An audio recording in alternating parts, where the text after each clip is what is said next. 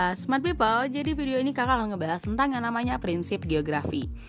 Prinsip geografi ini adalah bagian dari subbab hakikat geografi yang sering keluar di USBN ataupun di ujian-ujian mandiri dan soal-soal di UTBK, SBMPTN yang TKA.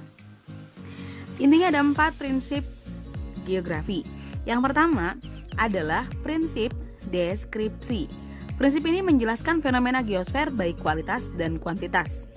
Ciri soalnya nih, buat gampang ngerjain di soalnya. Yang pertama, biasanya dinyatakan dalam bentuk bisa tabel, grafik, ataupun peta.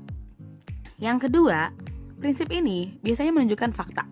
Bisa keterangan waktu, bisa keterangan angka, atau lain sebagainya yang fakta, mirip sama bahasa Indonesia. Kemudian prinsip yang kedua adalah prinsip distribusi atau persebaran. Prinsip ini menjelaskan fenomena geosfer yang tidak merata di permukaan bumi.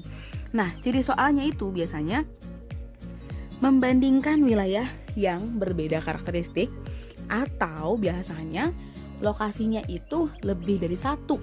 Misalnya membahas tentang lokasi Jakarta, Bogor, dan Bekasi. Itu biasanya menunjukkan persebaran. Prinsip yang ketiga adalah prinsip interrelasi atau keterkaitan. Prinsip ini menjelaskan hubungan antar fenomena geosfer. Bisa antara alam dan alam manusia, ataupun manusia dan manusia. Ciri di soal ini biasanya terdapat kata karena, disebabkan oleh karena itu, maka dari itu. Umumnya ya, walaupun terkadang memang tidak mengandung kata-kata seperti itu, tapi merupakan hubungan antara manusia-manusia, alam manusia, ataupun manusia dan alam. Prinsip yang terakhir adalah prinsip korologi.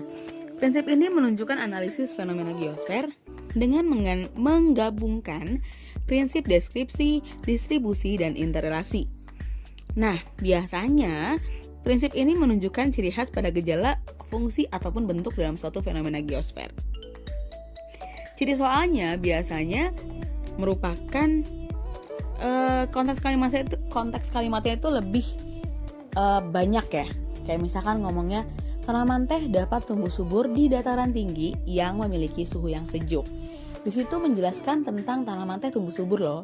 Suburnya di mana? Di dataran tinggi. Itu merupakan distribusi, menunjukkan suatu wilayah tersebut bagaimana. Dan dia bilang yang iklimnya sejuk. Sejuk itu disebabkan karena atau berhubungan dengan dataran tinggi. Nah, itu adalah prinsip dari korologi. Untuk contohnya seperti apa, nanti lihat di video selanjutnya ya. Nah, yang harus diingat adalah prinsip geografi ada 4. Deskripsi, distribusi, interrelasi, dan korologi. Ingat baik-baik ya.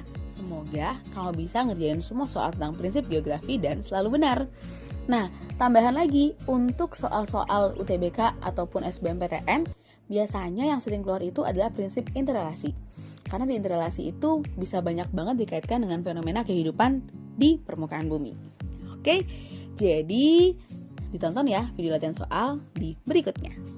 Sampai jumpa Smart People.